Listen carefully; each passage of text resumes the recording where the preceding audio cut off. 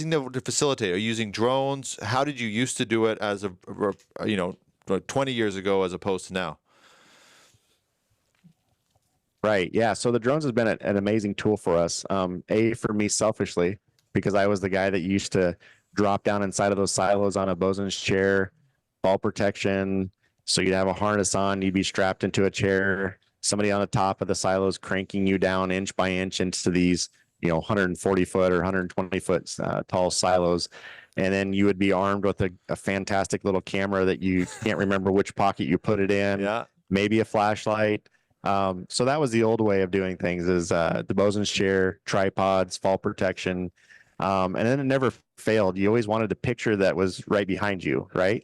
So you're in the bend and you start to do the pedal move to get you to spin around in your chair to get the picture, and you only have 3 seconds to get it because you're going to spin back around again.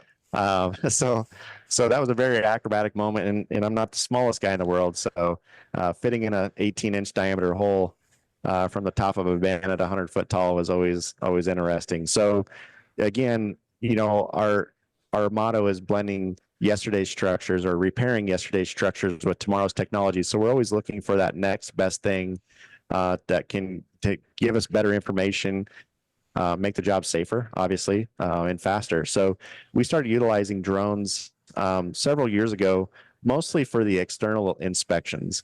So if we're trying to figure out, how far up a particular crack pattern was on some silos or something, we would use just your typical, off the shelf type drone and get some good video and get some good photos of cracks on the external bends.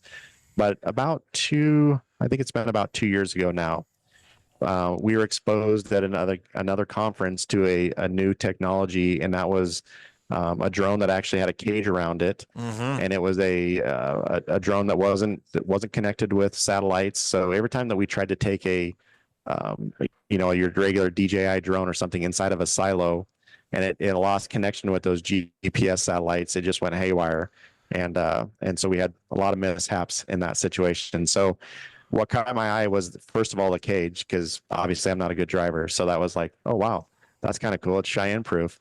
But then to find out that it wasn't GPS connected and that you could put it in a confined space, and it was designed specifically for confined spaces, that kind of captured our attention a little bit, and started researching a little bit more.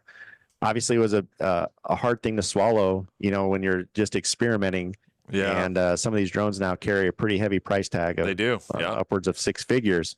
So, again, it was one of those deals where we're going to take a risk. We're going to take a 6-figure risk here. But how amazing would that be if we can give our clients 4K video footage of inside their bends, and specifically zoom in on, damaged areas or roof beams that were damaged or what have you. That was pretty neat. And quite frankly, since we had already kind of established that technology go-to in our industry, people really took to it very quickly. And so it was kind of nice. I can't tell you the last time I had to be dropped inside of a bin in a bosun's chair. So that's been nice. So not only did it allow us to do it safer, that was the first and foremost thing, we could cover a lot of ground then, so we could do a lot quicker. And so that allowed us to do, I used to be able to do, say, 5 to 6 silos a day with that whole entire setup that I was mentioning. And it would typically take 3 to 4 of us to do it. And we rotated who was going in the bin. And then, of course, your air monitor would need the batteries recharged and the whole 9 yards. We're now showing up on site and doing 20 silos in a day. It's amazing. And not to mention that the speed of that, but the footage and the video that we're collecting is 10 times better than we could ever do with our old technology. So that was pretty exciting, and we really bought into it. Our clients accepted it. They were willing to pay for it. That was the exciting part as well. It was a great investment, and teamed up with that GPR scanning that I mentioned earlier. Right. Now I felt like we're finally giving them the full X-ray, if you will, of their silos. I can tell you what's in your walls. I can tell you what's inside the bends. I can show you videos of what's outside the bends.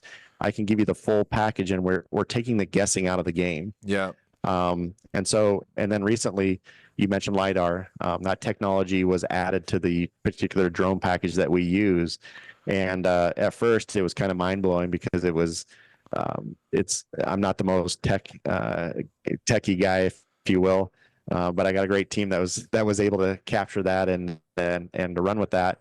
So now we're dropping down inside of a silo, and I can give them split screen view of here's the 4K video of what's going on inside of your bin, and then over on the other side is the actual LiDAR footage of that. And we can do, you're getting a great point cloud now. I can measure your beams without having to drop down inside of there again and guesstimate. We're getting measurements within, a 1/16 of an inch on the roof beams, or the diameter of the bends, or where the particular damage is in those silos. So you can see the flight path now of where the drone's at in the particular bend. So again, that's been the great tool. That's that missing link that we've always kind of talked about is trying to drop down inside of the silo and get a measurement on a roof beam when you're 16 foot below it or 10 foot below it. And with a laser measuring instrument of some sort, it was almost impossible. So there's a lot of guesstimating going in that. So we're excited. Our clients are kind of eating it up, and it's been great addition to our toolbox. Yeah, and then you have that management tool that so every step of the way, again, going back to that sort of I sound like I'm doing a pitch for your company, and I'm not. It just I've been on projects, so I know how much stress that takes off of as a client. That they've got all that information up front. Now you've got that project management component.